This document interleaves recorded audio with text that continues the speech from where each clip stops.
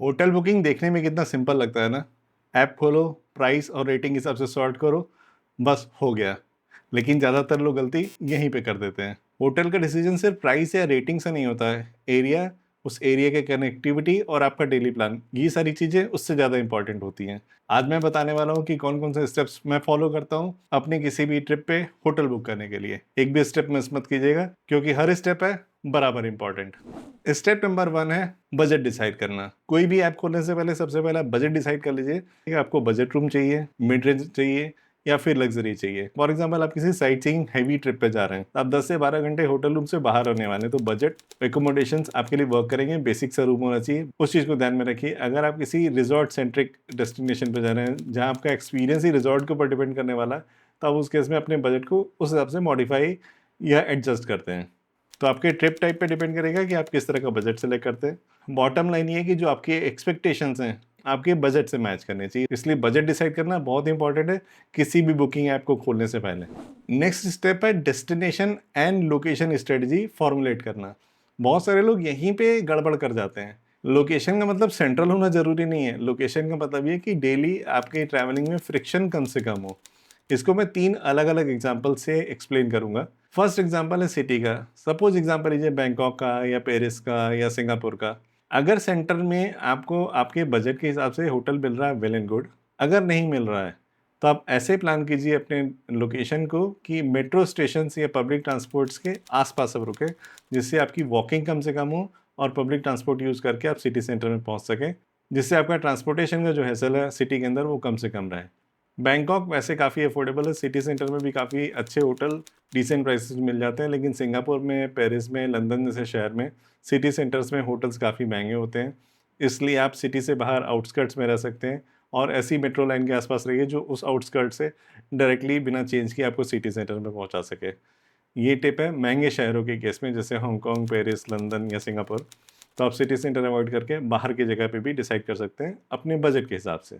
अगर आप rented car use कर रहे हैं, उस केस में डिसीजन इस पे डिपेंड करेगा कि जहाँ पे आप रुकने वाले हैं वहाँ पे पार्किंग है कि नहीं, वहाँ से आप सिटी सेंटर तक कैसे पहुँच सकते हैं, सिटी सेंटर में पार्किंग का कितना खर्चा है, क्या आप वहाँ पे पार्किंग में लगा के पब्लिक ट्रांसपोर्ट यूज़ करके घूम सकते हैं। ये अलग अलग फैक्टर्स हैं जिनको आप ध्यान में रखिए जब भी आप सिटी में लोकेशन डिसाइड कर रहे हैं कि आपको कहाँ पे रुकना है। सेकेंड एग्जाम्पल है आइलैंड में स्टे का। आइलैंड जैसे बाली या मॉरिशस। अगर आप बाली या मॉरिशस जैसे जगह पे रुक रहे हैं, पूरे आइलैंड को मोर और लेस आदमी जब जाता है तो एक ट्रिप में कवर करने की कोशिश करता है। अगर आप बाली गए, सेमिनियाक, कुटा जैसे एरिया में रुके, वहाँ से आपने पूरे बाली को बार-बार जाके कवर करने की कोशिश की, नॉर्थ बाली, उबुड या फिर ईस्ट बाली, तो काफ़ी हैसल भरा होगा। आइलैंड्स के केस में बेटर होता है कि स्टे को स्प्लिट कीजिए 2 या 3 हिस्सों में, जिससे अलग-अलग एरिया में जाके आप वहाँ पे रुक सकें, उस जगह को एक्सप्लोर कर सकें। तो स्प्लिट करने से एक तो आपका डेली का जो ट्रैवल है वो काफ़ी रिड्यूस हो जाएगा। अलग-अलग एरियाज़ में जाके अलग-अलग बीचेज़ के आस-पास रह के अलग तरह की वाइब का मज़ा ले सकते हैं, स्प्लिट करने के केस में, जब आप किसी आइलैंड पे जा रहे हैं अपने वैकेशन के लिए। अब बात करते हैं किसी माउंटेन डेस्टिनेशन की। माउंटेन डेस्टिनेशन एग्ज़ाम्पल लीजिए आप मनाली का। मनाली में सेंटर में रुकेंगे तो सारे आपके जितने भी ईटरीज़, शॉपिंग, एक्सेसिबिलिटी सब कुछ काफ़ी आसान होगा सिटी सेंटर में रुकने पे, और वहाँ पे लेकिन इतने व्यूज़ अच्छे नहीं मिलेंगे। आप थोड़ा-सा बाहर निकलेंगे 3-4 किलोमीटर अगल-बगल कहीं भी मनाली के आस-पास गए। मैं एक एग्ज़ाम्पल ले रहा हूँ मनाली का, ये कोई भी माउंटेन डेस्टिनेशन हो सकता है। आप बाहर गए, आपको अच्छे व्यूज़ भी मिल जाएँगे, एक्सेसिबिलिटी भी रहेगी, लेकिन कोई बहुत ही एक्स्ट्राऑर्डिनरी सीनिक लोकेशन पे गए, जो बहुत अंदर है, किसी वैली के अंदर या किसी माउंटेन टॉप के आस-पास, एक्सेसिबिलिटी थोड़ी-सी प्रॉब्लमैटिक हो सकती है, क्योंकि बहुत सारे ऐसे जो स्टेज हैं, जहाँ पे आपको काफ़ी ज़्यादा हाइकिंग या ट्रैकिंग करके जाना पड़ता है। तो इन तीनों ही कंडीशंस को अपने बजट के हिसाब से, अपनी फिजिकल स्ट्रेंथ के हिसाब से आप डिसाइड कर सकते हैं माउंटेन्स के केस में, कि आप सिटी सेंटर टाइप के ट्रैवलर हैं, किसी आसपास के एक्सेसिबल लेकिन अच्छी खूबसूरत जगह पे रुकने वाले ट्रैवलर हैं, या आप किसी ऑफ बीट लोकेशन पे जाके रुक सकते हैं, कंफर्टेबली हाइक कर सकते हैं। शहर की भीड़-भाड़ से बाहर जाके आपको शांति और सुकून चाहिए। तो डिपेंड करता है कि आप किस तरह के ट्रैवलर हैं। उस हिसाब से अपने माउंटेन डेस्टिनेशंस पे अपना लोकेशन डिसाइड कर सकते हैं, पर कोशिश कीजिए कि बैलेंस रहे, व्यू भी अच्छा मिल जाए, एक्सेसिबिलिटी भी अच्छी रहे, ताकि जिस स्टे पे आप रुक रहे हैं सिर्फ उसके ऊपर डिपेंडेंट ना रहना पड़े आपके फूड ऑप्शंस के लिए। डेस्टिनेशन और लोकेशन स्ट्रेटजी वाले स्टेप के बाद बारी आती है शॉर्टलिस्ट करने की। आपको अपने बजट के हिसाब से उस डेस्टिनेशन पे, उस लोकेशन के हिसाब से शॉर्टलिस्ट करना है। शॉर्टलिस्ट करने के लिए मैं जो तरीका अपनाता हूँ, किसी भी बुकिंग ऐप पे जाता हूँ तो मैं मैप वाला ऑप्शन खोलता हूँ। मैप वाले ऑप्शन में आपको एग्जैक्टली पता लग जाएगा जो प्रॉपर्टीज़ आप देख रहे हैं वो कहाँ पर बेस्ड हैं। सबसे पहले मैं देखता हूँ गूगल मैप्स के अंदर ही जो प्रॉपर्टी मैं पसंद कर रहा हूँ, जो प्रॉपर्टी मैं शॉर्टलिस्ट कर रहा हूँ, जो मैंने अपने लिए क्राइटेरिया सेट कर रखा है डेस्टिनेशन लोकेशन स्ट्रेटजी वाला, उसको वो फुलफिल कर रहा है कि नहीं। एगोडा है, बुकिंग है, मेक माई ट्रिप है, सब में मैप के ऑप्शंस होते हैं। मैप के ऑप्शन खोलिए, उस लोकेशन में ध्यान दीजिए कि आपकी प्रॉपर्टी वहाँ पे बराबर है कि नहीं।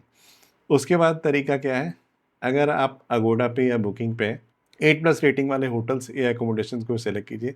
गूगल में 8 का ऑप्शन नहीं है, मैं हमेशा 4.5+ वालों को सेलेक्ट करता हूँ, बेटर रिजल्ट्स मिलते हैं। और अपने बजट स्लाइडर को, जो आपने डिसाइड कर रखा है बजट, उसके हिसाब से एडजस्ट कीजिए। उसके बाद प्रॉपर्टीज़ को शॉर्टलिस्ट करना शुरू कीजिए। सपोज किसी प्रॉपर्टी की रेटिंग है 4.5, 4.6, 4.7 गूगल पे, लेकिन सिर्फ 40 लोगों ने किया हुआ है। उससे बेहतर होगा 4.1, 4.2 वाला, जिसको 4000 लोगों ने रेट किया हो। सिंपल, ये बेसिक प्रिंसिपल, इसको ध्यान में रखिएगा। इस वाले स्टेप में हाई रिव्यू काउंट को ध्यान में रखना ज़रूरी है कि रेटिंग भी आपके चूजन जो पैरामीटर है, सपोज 4 या 8 से ऊपर हो, और रेटिंग्स का नंबर भी सिग्निफिकेंट हो, सफिशिएंट हो, क्योंकि आजकल आपको पता है कि गूगल रेटिंग खरीदना कितना आसान है, ऑनलाइन लोग खरीद लेते हैं। तो उस चीज़ को निगेट करने के लिए अगर पूल बड़ा होगा तो प्रोबेबिलिटी होगी कि जो रिव्यूज़ हैं, रेटिंग्स हैं, उसमें मेजॉरिटी जेन्युइन रिव्यूज़ होंगे। इसके बाद एक बहुत इंपॉर्टेंट स्टेप है जो मैं फॉलो करता हूँ और मैं आपको भी एडवाइस करूँगा आप भी फॉलो कीजिए। इसमें सारे के सारे जितने भी प्लेटफॉर्म्स हैं, सब में नेगेटिव रिव्यूज़ को चेक कीजिए। 1 स्टार 2 स्टार वाले जिन लोगों ने रिव्यू कर रखा है उनके रिव्यूज़ को पढ़िए। उनके रिव्यूज़ को देख के आपको समझ में आएगा कि जिस चीज़ के लिए नेगेटिव बोला गया है, क्या वो आपके लिए मायने रखती है, या फिर वो नेगेटिव चीज़ के साथ आप सर्वाइव कर सकते हैं। किसी ने बोला होगा कि बुफ़े में खाने का ऑप्शन उतना नहीं था जितना होना चाहिए था। तो बहुत सब्जेक्टिव चीज़ है, खाने का ऑप्शन कितना होना चाहिए था और कितना है। और कई बार होता है कि आस-पास में कंस्ट्रक्शन का काम चल रहा था, इसकी वजह से नेगेटिव रिव्यू है। कंस्ट्रक्शन का काम हो सकता है जब आप जाएँ उस समय बंद हो चुका हो, तो वो नेगेटिव रिव्यू का मतलब आपके लिए ख़त्म हो जाता है। लेकिन अगर कोई बार-बार नेगेटिव रिव्यूज़, काफ़ी सारे लोग बोल रहे हैं कि सर्विस ख़राब है, चेक इन नहीं करने देते टाइम से, तो ये नेगेटिव रिव्यू शायद आपके लिए मैटर करे। मैं हमेशा नेगेटिव रिव्यूज़ पढ़ता हूँ, उसके बाद ही डिसाइड करता हूँ इस प्रॉपर्टी में मुझे रुकना है या नहीं। इसके बाद फाइनली शॉर्टलिस्ट करने से पहले मैं वीडियोज़ देखता हूँ यूट्यूब पे जाके उन होटल्स की, उन प्रॉपर्टीज़ की। बुकिंग प्लेटफ़ॉर्म पे जो फ़ोटोज़ लगे होते हैं उसके मुकाबले आपको बेटर अंडरस्टैंडिंग होगी यूट्यूब पे वीडियोज़ देखे रियल ट्रैवलर्स की। तो मैं हमेशा फ़ॉलो करता हूँ, आप भी फ़ॉलो कर सकते हैं। जहाँ तक पॉसिबल हो चेक कर लीजिएगा बुक करने से पहले। ये वीडियो आपको कैसा लग रहा है? लाइक, कमेंट और शेयर करके बताइएगा, और मोबाइल पे देख रहे हैं तो हाइप कर दीजिएगा, वीडियो की रीच बढ़ती है। कोई क्वेरी हो तो कमेंट में पूछिएगा, मैं कोशिश करता हूँ हर कमेंट का जवाब दूँ। इसके बाद नेक्स्ट स्टेप वो है रूम टाइप स्ट्रैटेजी। अब सब आपने शॉर्टलिस्ट कर लिया, अब अगला डिसीजन आपको लेना था कि किस तरह का रूम लेना है। बेसिक वाला लेना है, एकदम टॉप एंड वाला लेना है। आप अपने आप से सवाल पूछिए, ये जो बालकनी एक्स्ट्रा खर्चा करके मिल रहा है, या डेली मैं ब्रेकफास्ट बुफे कर पाऊँगा कि नहीं, या मेरे लिए सी व्यू ज़रूरी है कि नहीं, या मेरे लिए माउंटेन व्यू ज़रूरी है कि नहीं। इन सब का जवाब अगर आपको यस मिल रहा है तो आप ऊपर वाली कैटेगरी चूज़ कर लीजिए। अगर आपको आंसर अपने आप से मिल रहा है नो, तो बेसिक कैटेगरी चूज़ करके आगे बढ़ जाइए। आपको एक्स्ट्रा कितना पे करना है इस पे डिपेंड करेगा कि आपको होटल रूम ब्रेकफास्ट के साथ लेना चाहिए या नहीं लेना चाहिए। अगर आपको लग रहा है कि जो वैल्यू मिल रहा है एक्स्ट्रा पे करके वो जस्टिफाइबल है, वेल एंड गुड, अदरवाइज़ आप ब्रेकफास्ट का ऑप्शन मत लीजिए। अगर होटल पहुंचने के बाद आपको लगा कि हाँ, इनका बुफे काफ़ी अच्छा स्प्रेड है, तो ऑन द स्पॉट पे करके भी वहाँ पे आप ब्रेकफास्ट ले सकते हैं। नेक्स्ट है टाइमिंग स्ट्रेटजी, कि आपको कितने दिन पहले बुक करना चाहिए। बहुत ज़्यादा जल्दी बुक करना बहुत ज़्यादा फ़ायदेमंद कभी भी नहीं होता है, क्योंकि बहुत सारे होटल जब अगर खाली रहते हैं तो स्टे के करीब डेट्स पे भी आपको चीपर ऑप्शंस मिल जाते हैं। इसलिए ज़रूरी है कि आप रिफंडेबल बुक कीजिए। जिस प्रॉपर्टी को आपने शॉर्टलिस्ट कर रखा है उसके प्राइसेस को ट्रैक करते रहिए। अगर आपके पास रिफंडेबल बुकिंग है तो कैंसिल करके, अगर चीपर ऑप्शंस आपको अपने ट्रैवल डेट के करीब मिल रहा है तो रिफंडेबल वाले कैंसिल कीजिए, नई बुकिंग सस्ते प्राइस में कर लीजिए। मिड वीक में स्टे हमेशा वीकेंड्स के मुकाबले सस्ता होता है। अगर पॉसिबल है मिड वीक में ट्रैवल या चेक इन, तो मिड वीक को प्रेफर कीजिए वीकेंड्स के मुकाबले। और जिस डेस्टिनेशन पे आप जाने वाले हैं ध्यान रखिए वहाँ कोई लोकल हॉलीडे, कोई इवेंट, कोई कंसर्ट ऐसा चीज़ तो नहीं हो रहा है आपके ट्रैवल के दौरान। उस केस में पहले बुकिंग करना बेहतर होता है, क्योंकि सडनली प्राइसेज स्पाइक अप हो जाएंगे, फिर आपको लगेगा कि यार बहुत ज़्यादा हो गया है। बुक करने से पहले लास्ट स्टेप है प्राइस ऑप्टिमाइजेशन। प्राइस ऑप्टिमाइजेशन से मेरा मतलब है कि जो प्रॉपर्टी आपने सेलेक्ट की है, शॉर्टलिस्ट की है, उसके लिए आपको बेस्ट प्राइस कैसे मिलेगा। उस प्रॉपर्टी के प्राइस को अलग अलग 2-3 एग्रीगेटर्स पे चेक कीजिए। एग्रीगेटर का मतलब हो गया Google, TripAdvisor, Skyscanner, काyak। ये सारे लोग अलग अलग ऑनलाइन ट्रैवल एजेंसीज के प्राइसेस को फेच करते हैं। सिमिलरली जो डायरेक्ट होटल के प्राइसेस होते हैं उसको भी दिखाते हैं। आप इन 2-3-4 प्लेटफॉर्म्स पे चेक कीजिए, आपको जहाँ पर बेस्ट प्राइस मिल रहा है उस प्लेटफॉर्म पे जाके या तो डायरेक्ट होटल से या ऑनलाइन ट्रैवल एजेंसी से बुक कर लीजिए। अभी यहाँ पे आप कंपेयर कर लीजिए कि रिफंडेबल और नॉन रिफंडेबल ऑप्शन में कितना डिफरेंस है और आप ट्रैवल डेट से कितने पहले बुक कर रहे हैं। अगर बहुत पहले बुक कर रहे हैं, हमेशा रिफंडेबल प्रेफर कीजिए, जैसा मैंने आपको रीज़न पहले बताया था। और नॉन रिफंडेबल, अगर आपका पैसा काफ़ी बच रहा है और आप अगले हफ्ते ही ट्रैवल करने वाले हैं, तो आप उस केस में नॉन रिफंडेबल बुक कर लीजिए। जब आप श्योर हो जाएँ इससे सस्ते में ये वाला होटल नहीं मिलेगा।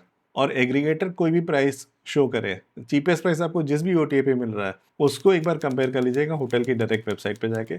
कई बार उससे भी सस्ता होटल कुछ ना कुछ डील दे देता है, स्पेशली अगर आप लॉन्ग स्टे कर रहे हैं, सपोज 3 नाइट्स प्लस का, तो कुछ बेटर डील्स होटल की वेबसाइट पे भी मिल जाती हैं। बुक करने से पहले एक final check, cancellation policy, check in timing, checkout timing, कोई हिडन फीस या टैक्स एक्स्ट्रा तो नहीं लग रहा है। That's it. बेनो का बटन दबाइए, होटल बुक कर लीजिए तसल्ली के साथ। होटल बुकिंग सिर्फ सबसे सस्ते में कमरा बुक करना नहीं है, इट इज़ अबाउट मैचिंग आपके बजट, आपकी लोकेशन और आप किस तरह का ट्रिप कर रहे हैं उससे। अगर आपका लोकेशन गड़बड़ हो गया तो बहुत अच्छा 5 स्टार होटल भी आपको वो फील नहीं देगा जो कोई मिड रेंज होटल देगा, अगर लोकेशन करेक्ट है तो। ये वीडियो आपको कैसा लगा, लाइक कमेंट और शेयर करके बताइएगा। और अभी तक सब्सक्राइब नहीं किया तो कर लीजिए बेल आइकन के साथ।